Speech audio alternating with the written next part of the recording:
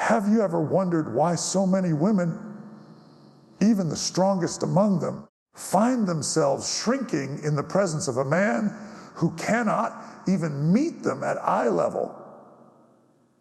It's not because they are weak, but because somewhere in their depths, they've been taught to mistake sacrifice for love, silence for strength, and approval for worth.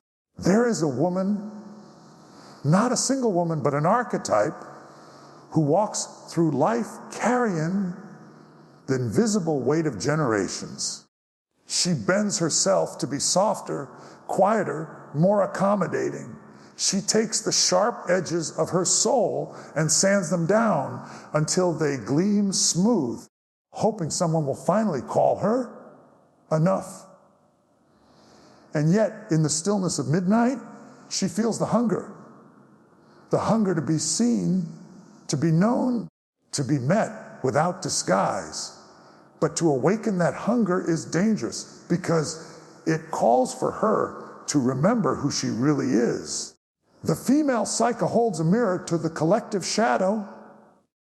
Carl Jung knew it. The animus, the inner masculine in a woman, is not simply a phantom of desire. It is her sovereign force, her voice, her sword.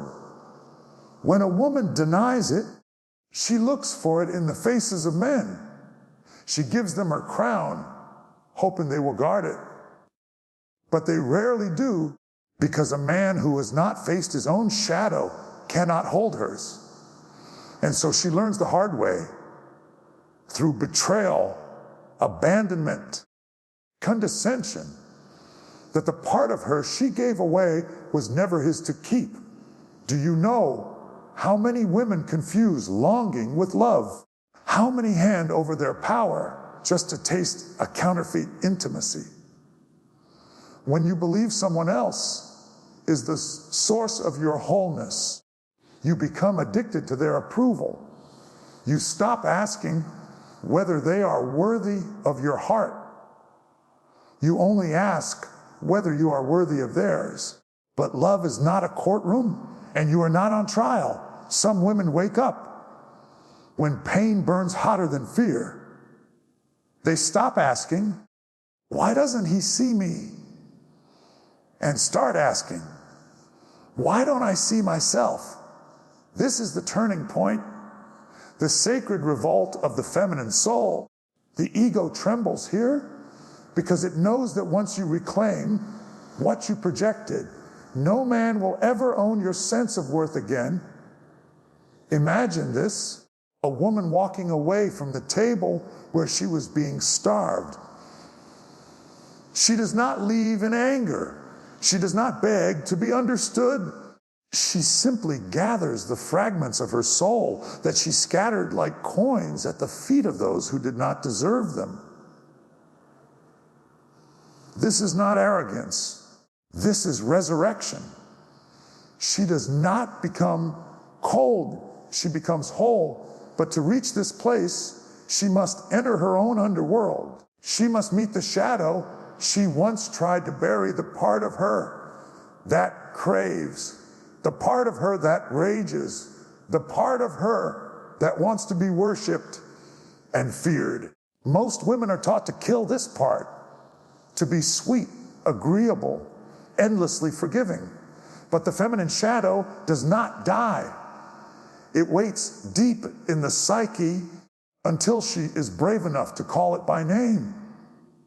This is why Jung said, until you make the unconscious conscious, it will direct your life and you will call it fate. How many relationships have you called destiny, when in truth they were mirrors showing you the places where you abandoned yourself? When you fell for the man who withheld affection, was it really him you loved, or the unfinished story of your own childhood wound? The Stoics knew this as well. Seneca taught that no man can enslave a soul that refuses to hand itself over. Marcus Aurelius wrote that external things are powerless without our consent. And yet, how many women surrender their peace to the rise and fall of someone else's attention? If he calls, they shine. If he turns away, they shatter. This is not love. This is captivity disguised as devotion. And you, yes, you listening now, have you forgotten who you are? You were not born to audition for love, to beg to be chosen, to twist your soul into a shape small enough to fit into his limited vision. You are the vision. You are the archetype, enema made flesh. But here's the truth few dare to speak. To remember who you are is not soft, and it is not painless. It is a violent unlearning.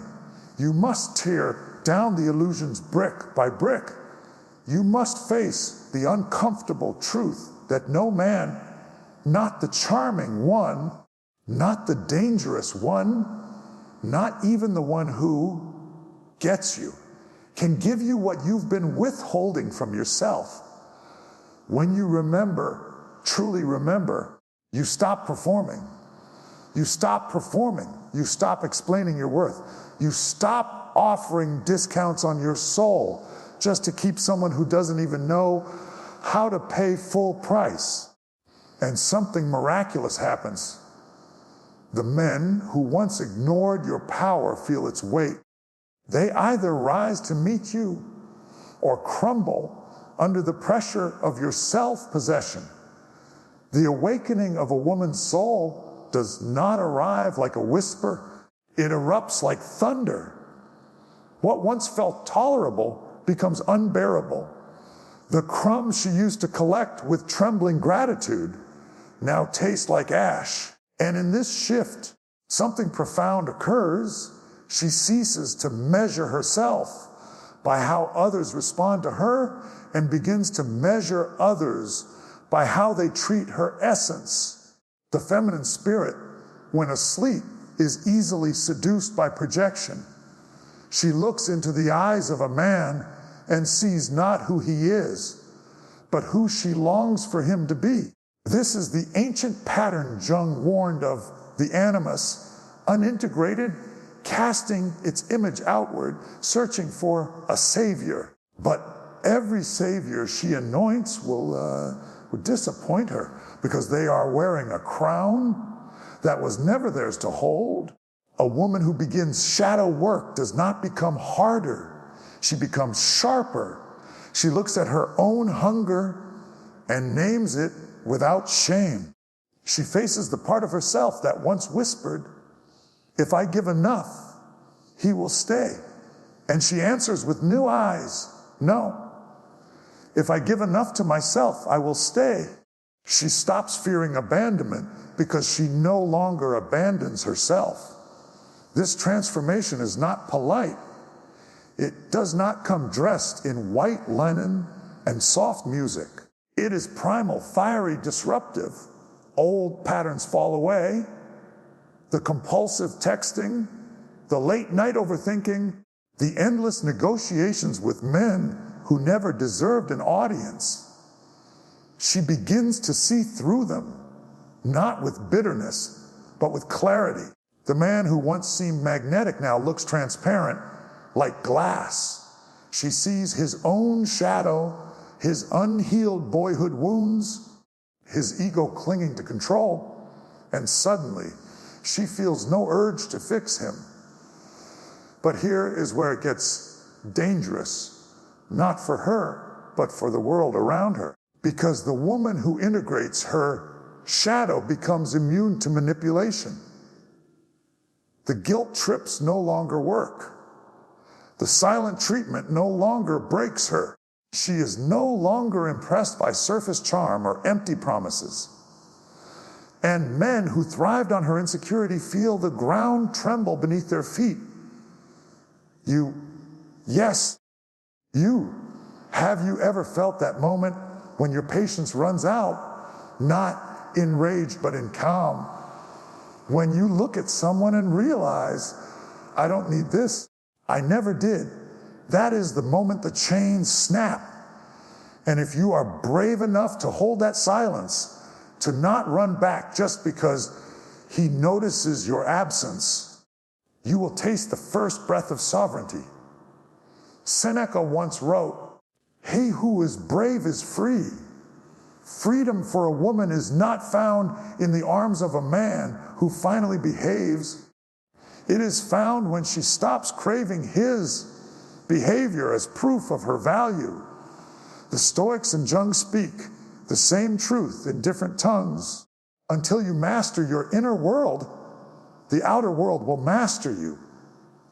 So what happens when she masters it? She stops over-explaining, stops over-giving, stops over-apologizing for her own existence. Her energy changes. People feel it when she walks into a room. Not arrogance, but weight. The weight of someone who knows she owes no one her diminishment. The weight of someone who has walked through her own darkness and returned carrying her own torch. Men sense it instantly. Those who are unprepared call her difficult, cold, or intimidating. But men who met their own shadow feel something else entirely. Respect. They recognize her as an equal, not a conquest.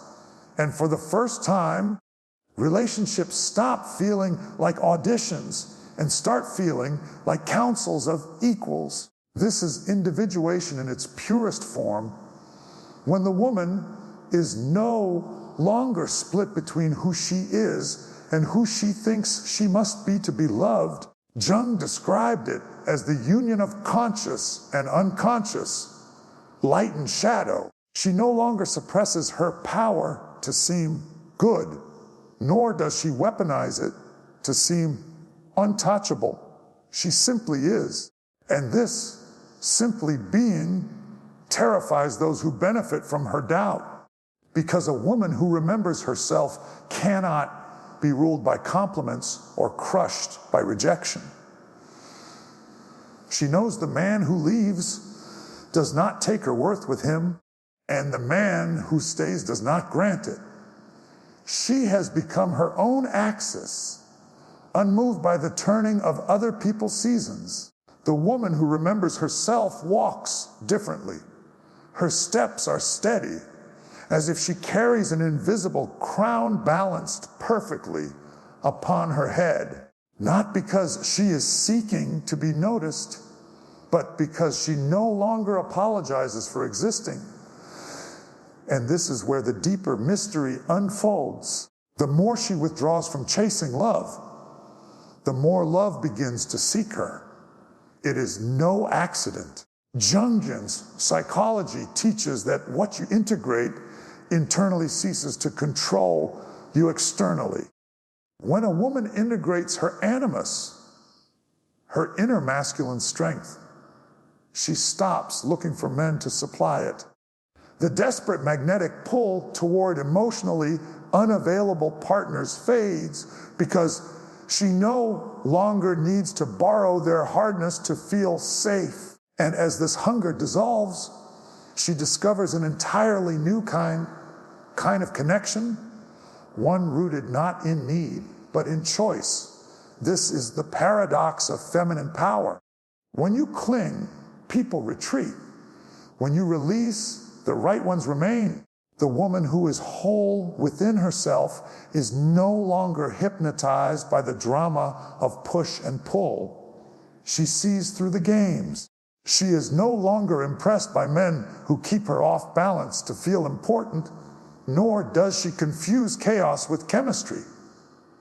She feels everything, and yet she does not let those feelings dictate her value. But let us not romanticize this transformation. It is not a soft journey of affirmations and scented candles. It is a crucible. It demands that she confront the raw truth of why she betrayed herself in the first place. Was it fear of abandonment? A childhood wound that whispered, "You are only lovable when you please." The shadow must be faced with open eyes, without flinching, because until she sees the origin of her pain, she will keep meeting it in different faces, wearing different names. This is why Jung said, the privilege of a lifetime is to become who you truly are. Becoming who you are is not adding something new. It is stripping away everything false, every mask, every apology, every frantic attempt to earn what should never have been conditional. Picture her now, the archetypal woman in full awakening. She no longer texts a man 12 times to make sure he still cares. She no longer rehearses conversations in her head, begging herself to stay likable. She no longer feels the urge to explain why she will not tolerate disrespect. Her boundaries are not words, they are a frequency. People feel them before she speaks. And this energy shift, this silent declaration, becomes her shield. Men who once exploited her softness sense the change and fall away, not because she is unkind, but because their games cannot find purchase in her soul anymore. The very energy that once drew in the wrong ones now repels them. Meanwhile, men who have done their own inner work approach her differently, not as a rescuer or a conqueror, but as a partner walking beside her fire. You may ask yourself, what does she lose by stepping into this power? She loses only illusions, the illusion that love must be earned, the illusion that she is incomplete, the illusion that suffering is proof of devotion. And what does she gain? Everything. She gains her peace, her self-respect, her unshakable center. Seneca wrote that no wind is favorable to a sailor who does not know his port. For too long, many women drift through relationships like ships without a compass, guided only by fleeting emotion. But the woman who knows herself sets her own course. She no longer waits for a man to steer the ship. She holds the wheel, steady, unafraid of storms. This is not arrogance. This is clarity. And clarity is magnetic. When you no longer confuse love with survival, you stop accepting crumbs because you no longer fear the table will vanish without them. When you no longer beg to be chosen, you realize you have always been the chooser. In this state, she becomes untouchable, not because she has walls around her heart, but because she finally understands its worth. No man can add to it. No man can subtract from it. They can only align with it or fall away. And as she stands rooted in this truth, the world around her rearranges itself. The woman who has walked through her own darkness and gathered every scattered piece of herself carries an aura that cannot be faked. She no longer fears being alone because solitude is no longer empty, it is sacred. In silence, she meets herself fully, and that meeting changes everything. She no longer feels compelled to fill the space with noise, with lovers, with distractions that promise comfort but deliver chains. Carl Jung spoke of individuation as a sacred marriage, the union of all parts of the self, light and shadow, conscious and unconscious. For the feminine soul, this means embracing not only her tenderness and intuition, but also her fire, her discernment, her capacity to walk away. The world often tells women to choose between being soft or being strong, but this is a false dichotomy. She becomes both. She can hold compassion in one hand and a sword in the other. Men who encounter her in this state feel an unfamiliar gravity. She is no longer the girl who will prove her worth by tolerating disrespect, Nor is she the brittle woman who hides behind armor and calls it power. She is something rarer, integrated, whole. When she loves, it is not from hunger, but from fullness. When she gives, it is not to be accepted, but to share the overflow of her soul. This terrifies those who relied on her insecurity to maintain control. They feel it instantly. They can no longer manipulate her with praise or punish her with withdrawal. The silent treatment no longer works because she no longer measures herself by someone else's attention.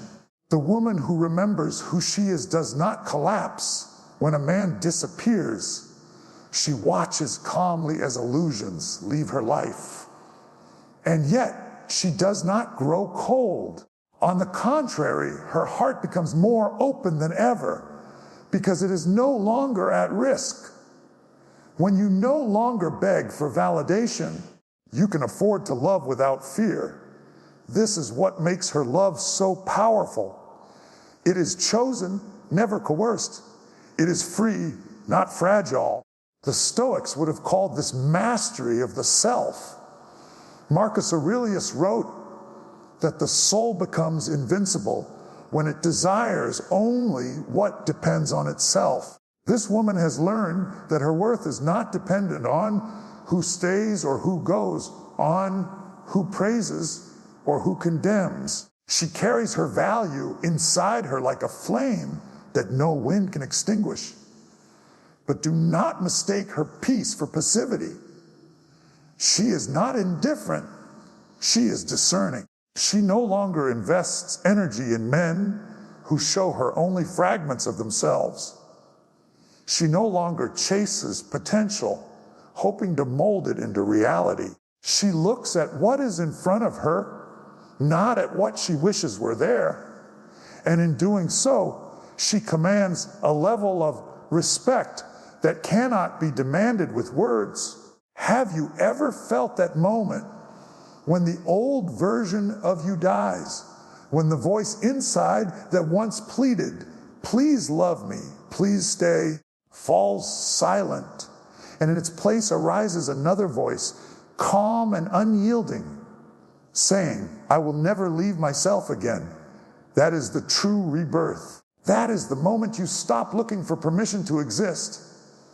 This rebirth is not loud. It doesn't require declarations on social media or vows to never care again. It simply happens. A deep shift in energy, invisible to the eye, but undeniable to the soul. You stop responding to disrespect, not because you're angry, but because it simply no longer reaches you. You stop explaining your standards, not because you're stubborn, but because they've become self-evident. Men feel this shift like heat from a distant fire. Those who have never met their own shadow will call her too much or too intimidating. But deep down they know the truth. They are too little for the woman who refuses to shrink, and those who have faced themselves will stand before her not as rivals or rescuers, but as equals, men who know that a woman's strength does not threaten their own. This is where true attraction is born, not in games, not in proving, but in resonance. She no longer asks, "Will he choose me?" She asks, "Do I choose him? Does his presence honor my soul?" And for the first time, love becomes what it was always meant to be, a meeting of two sovereign beings, neither seeking to complete the other, but to walk side by side, whole and unafraid.